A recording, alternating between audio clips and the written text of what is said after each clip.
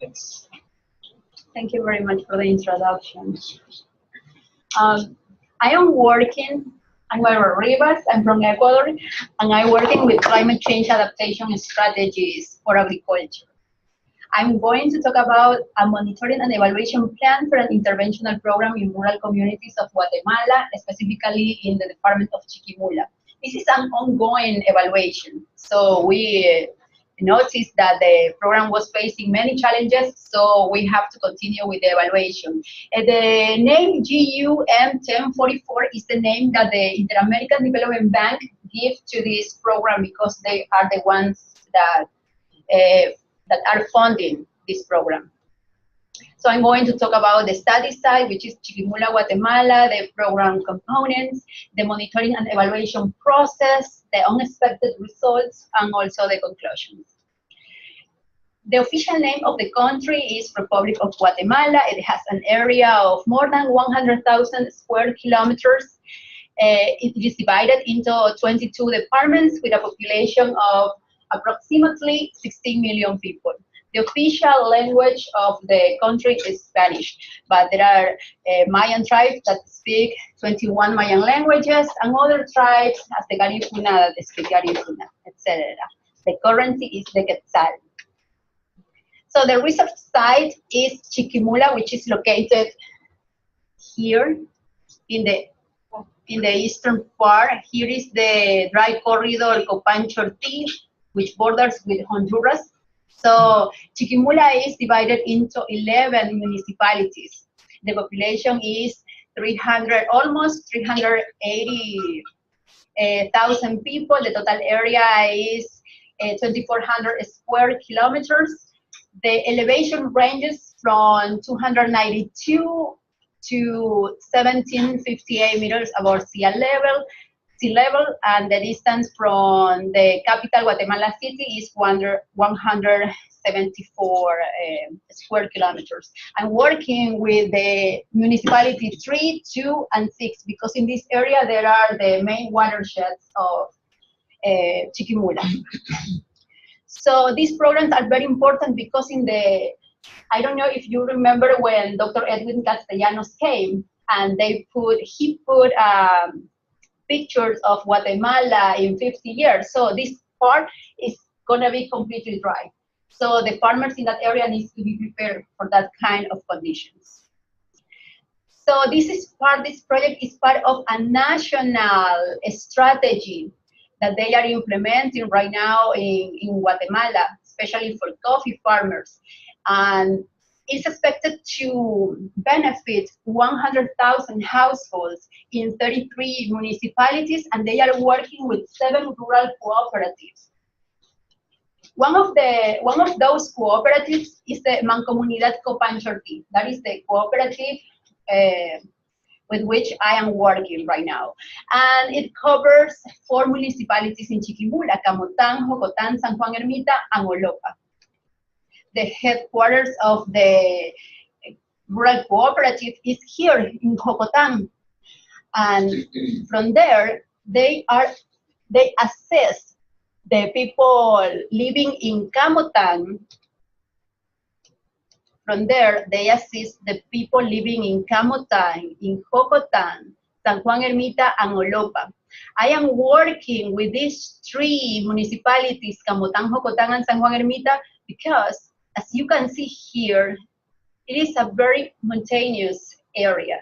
So it's difficult for them to start working with the program with those families. So they are just starting to do that in that area.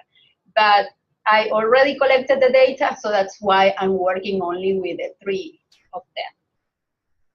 So the cooperative has an area of 662 square kilometers, and the population is 161,000 people. Of those, 95% live in rural areas.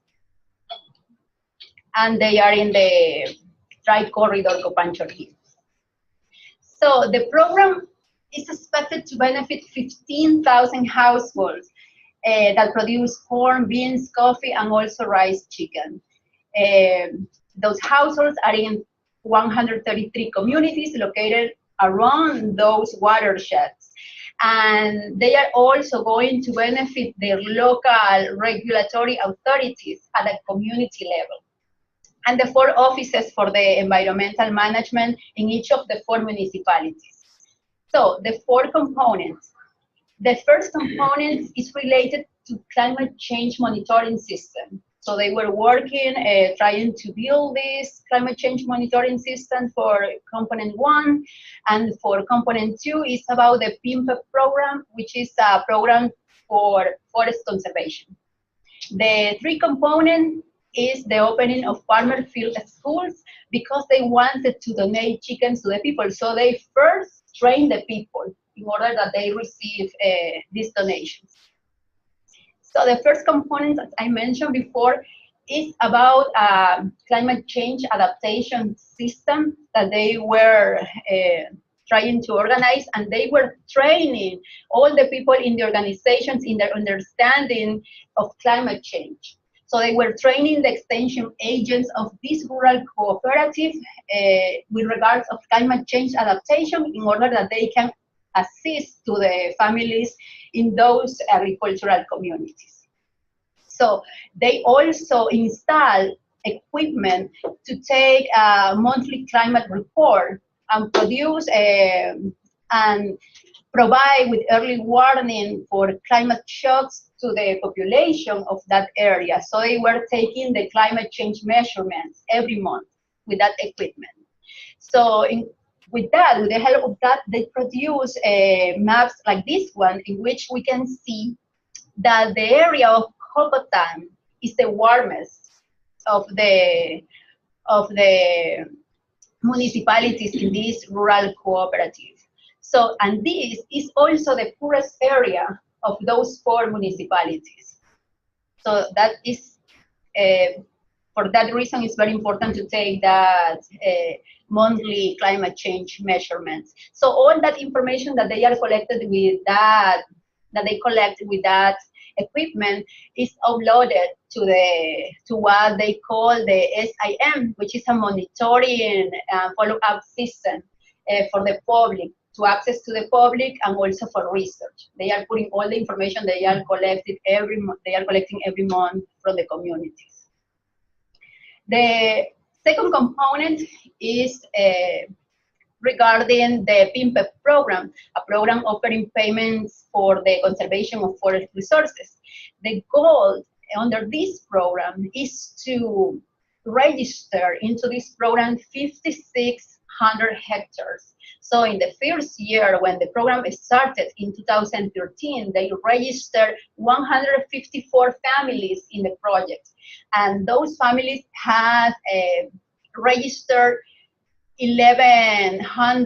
almost 1,100 hectares. So those hectares are now certified by this program, and they are protected areas.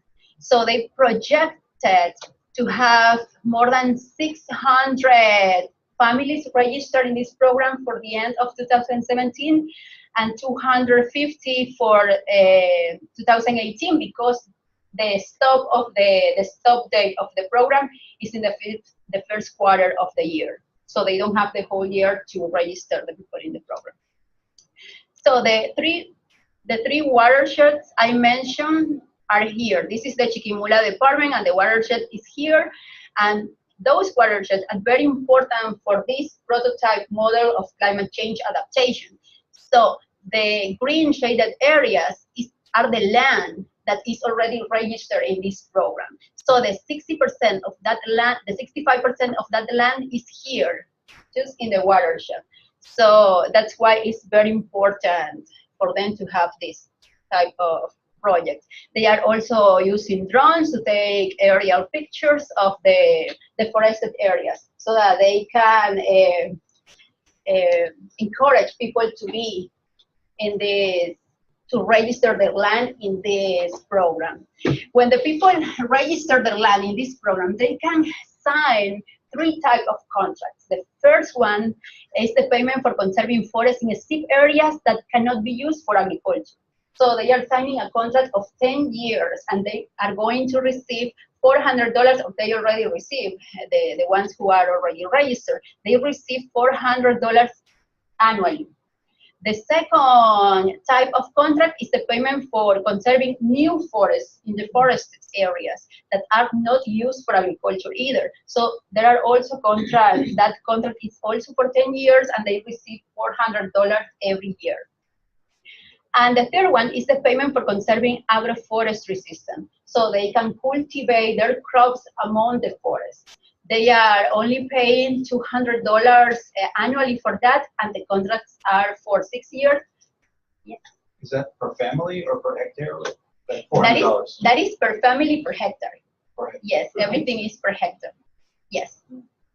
Because as you can see, this is it's very important that they are conserving the forest because they are in real risk. So it's very important for that, and that's why they are investing a lot in that. And they are giving only $200 annually for the agroforestry system because they assume that they are going to get a benefit for the crops they cultivate, and the others are not. So the payments are made during November and December each year. The third component is regarding the preservation of local animal and native plant species that are well adapted to local environmental conditions. Because as you know, it's very dry, so they need to work with animals that are going to be resistant to that conditions. And the same for plant species. So they open, in order to make the people to work with those animal and plant species, they open the farmer field schools. So in those schools, they give training for climate change, for agroforestry systems, for people participation, because if they don't know what is people, they are not going to register the land. So for marketing, because they were doing seed banks, so they need to commercialize the seeds for husbandry, for farmer practices, for native plant species, for the responsible use of agrochemicals and soil conservation. So regarding the reintroduction of native plant species, they were trying the people to use plants as Chiquilin, Chatate, Yerba Mora, Loroco, to be used in the traditional dishes of the families, and also to make food for the chicken. So they were also encouraging people, the farmers, to plant yuca and also achote, again, for food. They were also in these farmer field schools, they were giving workshops for plant care practices, and they helped them to establish backyard gardens. They were also training women in the production of the native plant species and their use. So, and they were giving, through the project, they were giving the seed bags and plants to the beneficiaries. And they were also teaching how to prepare the dishes based on the native plant species. They are using the loroco, for example, for the tortillas, to mix it with chicken, etc. In the pictures you can see that they are mixing those plants for food, that they are mixing different materials that they have in the household, like, for example, the legs of the chicken, the egg shells, they are using that to prepare food for the chicken too. And also the native plants, they are helping them, they are teaching them how to prepare the water fountain for chicken, and also the vaccination process.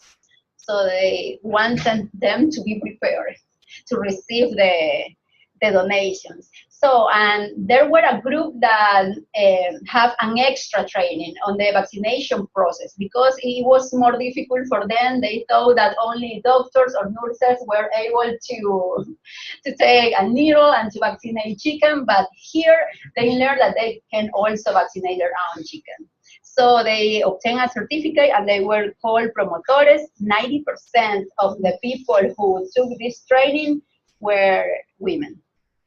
So they were also talking about, in the farmer field schools, they were also talking about the genetic benefits of a specific chicken breed that they called the naked net, which was expected to be more resistant to that condition because they don't have feather in this area of the neck. So that's why they are calling the chicken breed with that name. So they were talking also about the common diseases affecting the chickens, how to feed the chicken with the food produced with local resources, the equipment for poultry husbandry, and also how to build the chicken coop.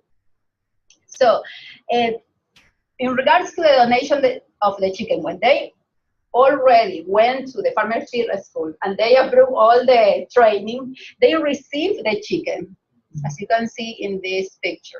They receive the chicken, they wait for the chicken to reproduce, and then the objective is to pass on the gift, which is, if you reproduce your chicken, you can have a chicken set to provide to another family in the same community, because the program doesn't have enough funding and enough resources to cover all the families. So they are going to do that with the help of the families who receive the chicken in the first years. So they also establish communal seed banks. So they are keeping the seeds after the harvest. They are keeping the seeds for future production, because sometimes they don't have money or they don't have seeds in the same community, so they have to go to other communities or municipalities to find seeds. Sometimes they found out that it's very expensive, so in order to conserve native species of corn and beans, they are having these communal seed banks. So why to evaluate a program? To provide robust evidence of the program's success, but it's also for policymakers, because we have to give information to policymakers about what program is working, what program is not working, because sometimes people is always, I have seen that people is always talking the best of the project. They are very afraid to say that a project failed. So because they think that that is that can stop the work that can be done in that area. So, but it's not like that. Sometimes a specific project can fail in one specific part of the project, but not in all the projects. So we need to keep that in mind, to let the policymakers know that that can happen. And also, if not all the program work, but part of the program is working, you can replicate that part that works in other communities with the same characteristics. It's depending on the necessities of the communities. So the hypothesis of this project is that it had positive effects upon the livelihoods of these communities where it was implemented. The impact of these projects right now was directly was regarding measuring the impact of the chicken donations that was included in the third component. So for that, we have the question, what is the average impact of the program on food security? So in which way, giving or donating the chicken, we're helping the people over there to increase food security or to improve the nutritional status. So we have different questions for that. We would like to know what is the animal protein intake by adults per year, and what is the calorie intake by adults and children per year. We would like to know what is the egg production per year, and also the corn and bean yields. We also have other indicators like the weekly consumption of eggs, because we made questions about that, the weekly consumption of chicken, because it's expected to increase the consumption of the meat, the protein derived from chicken meat and also from eggs, and the number of chickens per household that is expected to increase. So we have, as I mentioned before, we have 133 rural communities, but from them, we obtained a sample of 909 households for this study. So we implemented a survey, and that is our baseline. And after that was in 2014. So we returned to that place to track those 909 households in 2017 and implemented a follow-up survey. So we asked about household characteristics, socioeconomic characteristics. We asked about food security, the consumption and expenditure of food in the house, outside the house, about the agricultural activities. What is the parcel size? What crops they are producing, especially the species of corn and beans. Also, we took anthropometric measurements. So we have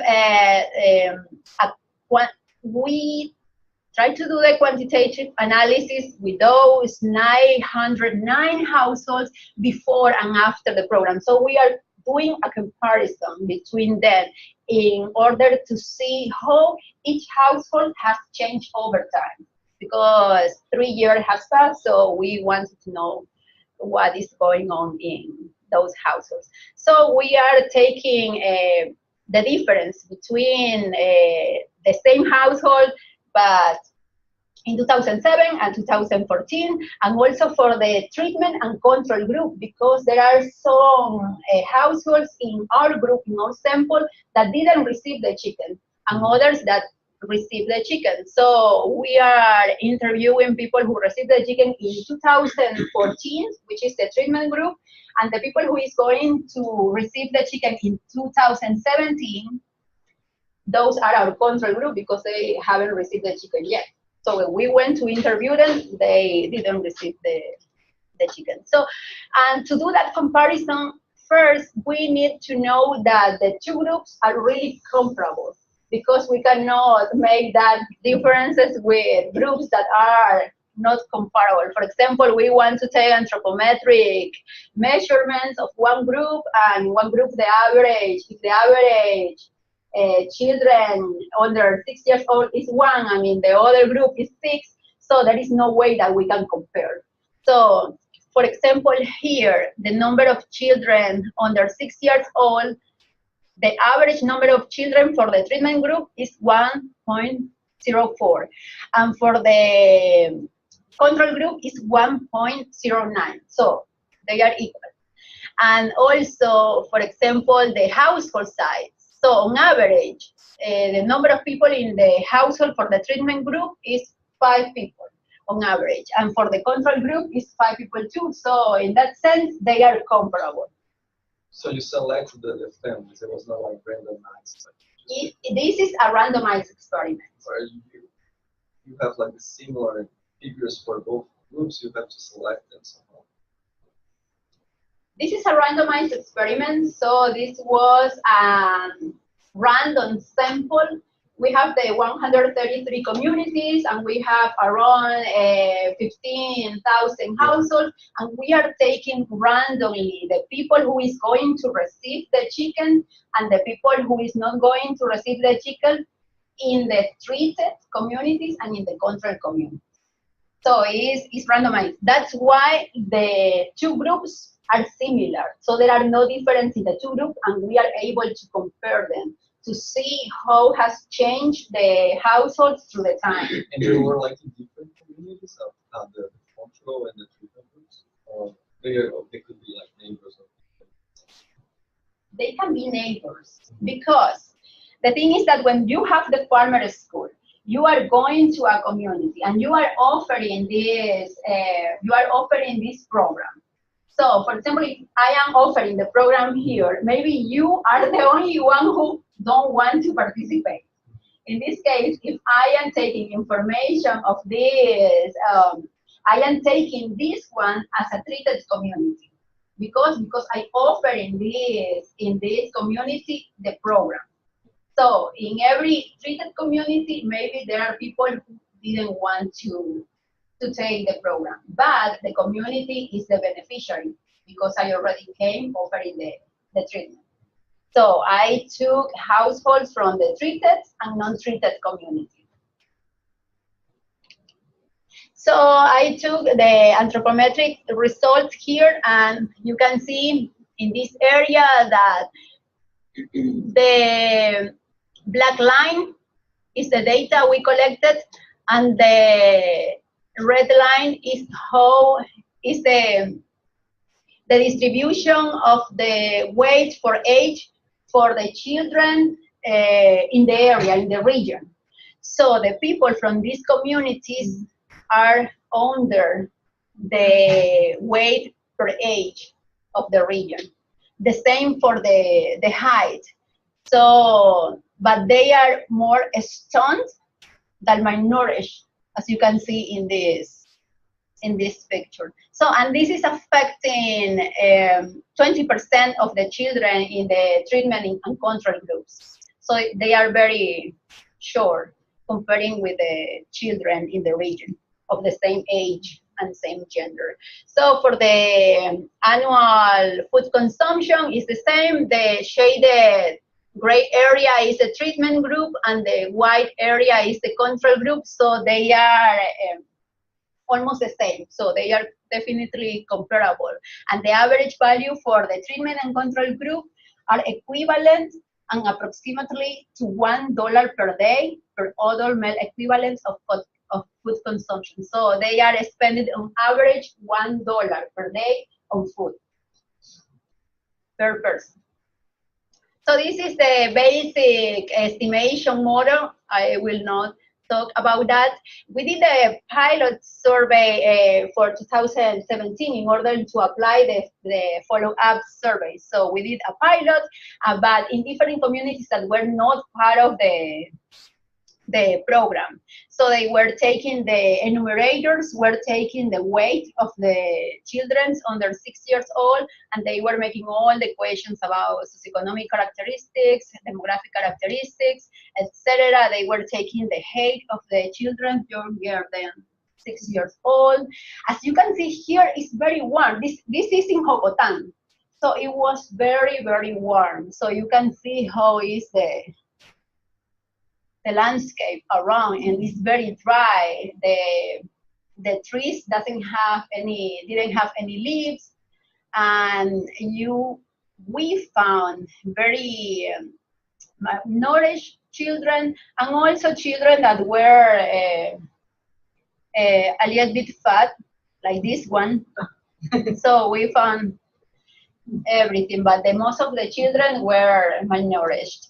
So we went to places that were very rustic, with houses made of these rustic materials, but we also went to the developed or extra urban area where the people has houses made of concrete, and they also were having their crops, because the requirement to be part of this program is to have an agricultural activity, even when they were in the extra urban area, because all the area over there is rural, but there is an area that is more developed, especially in the municipality of San Juan Ermita.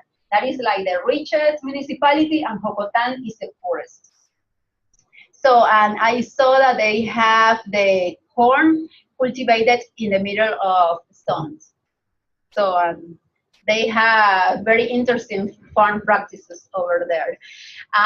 Here is as you can see, they are using, nobody is giving them materials to do the chicken coop. They have to build the chicken coop with what they have. So the thing is that they need to have the chicken coop and complete the training before they are going to receive the chicken, because if not, they are not receiving the chicken. So for the children younger than 2 years old, first they took the weight of the mother, and then they took the weight of the mother with the child. So the results are that they didn't meet the timeline of the project. They have many issues regarding logistics. They didn't have a place to keep all the chicken they have from the program to be donated to the family. So they have huge problems. They were expected to create 50 communal seed banks, but only 10 has been created so far. So there are, in those seed banks, they have 310 active members registered, and 90% of them are women, are men. But when the time, as you can see there, is very dry, so they don't have a good production for the crops, so they have to migrate to other municipalities. They have to migrate to the city to work there. So women are the ones who took over, and they are also working in the seed bank.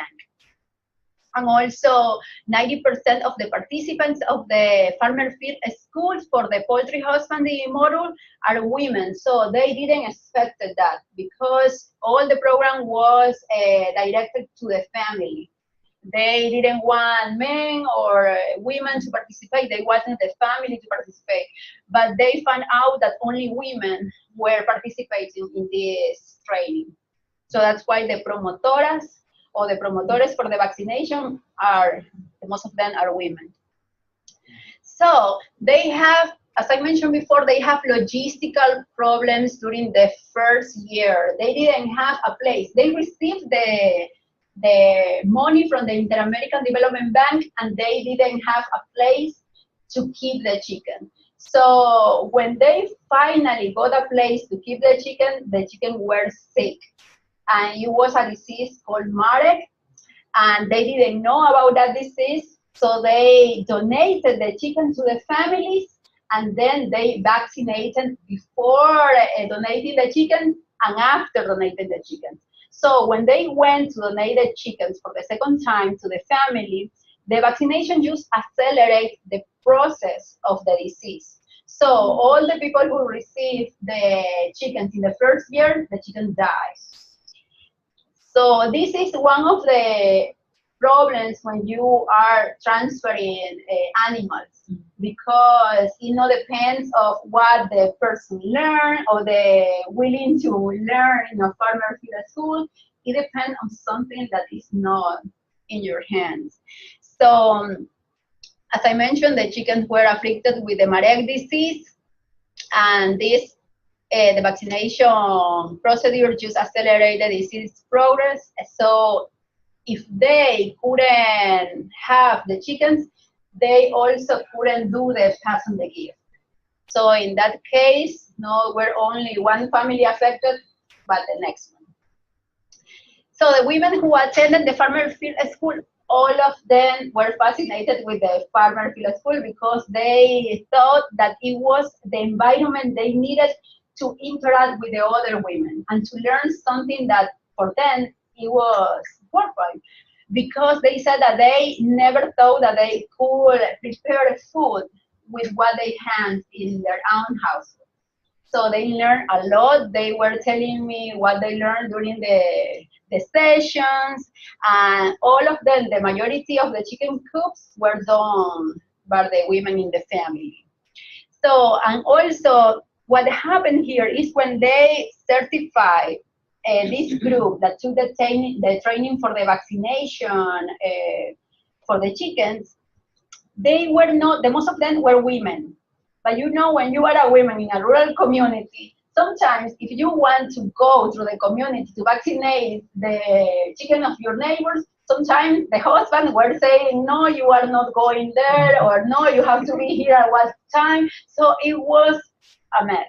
So for that reason, many of the chicken of the families were not vaccinated on time. So that was another cause of the death of the chickens.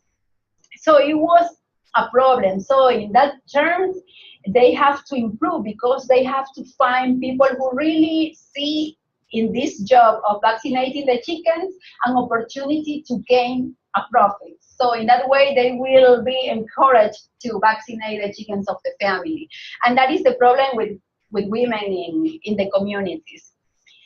So the pass on the gift was less than we expected, was fewer than we expected, and only 2% in the first 2 years, 2% of the families who received the chicken really give another set of chicken to another family. So it's very, very low.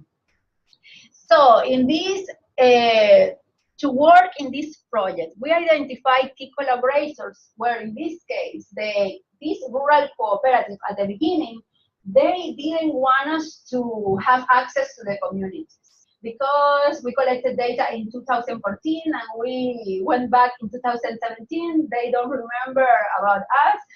they acted as they didn't know it. And well, at the end, they say that why we have to go back and interview the families. They didn't understand about any evaluation because when people implement the project, they are not aware of an external auditing. Sometimes the funding institutions are not explaining that to the communities and to these rural cooperatives.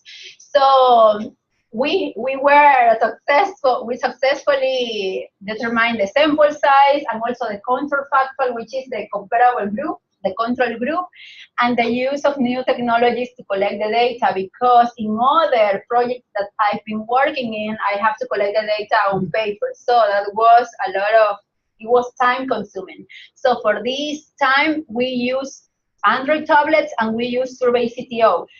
This software, we were going to use Qualtrics, but at the end, we needed to call our baseline every time when we went to a household, because we wanted to interview the household and update the demographics at the same time. So we could add a member or we could drop a member that was not being part of the family at the time of the interview. So Survey CTO is very good for that, and it's easy to use and easy programming. So, but you can call your database on that.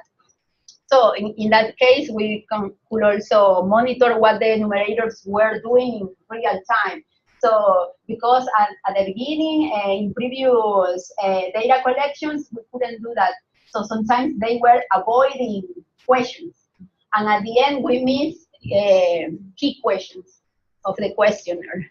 So one of the things I learned with this project is that you have to monitor, we have to monitor the project every year. Even if the cooperative agreements are not aware about an external auditing, we have to let them know, and we have to monitor the project every year, because sometimes as we are students, for example, the advisor says, no, we can go at the end of the project in 3 or 4 years, but no, as a students or as a consultant, we need to go every year to see what is going on with the project, because in that way you can take corrective measures and not wait until the end and find out that the chickens die in the first 2 years because of a disease.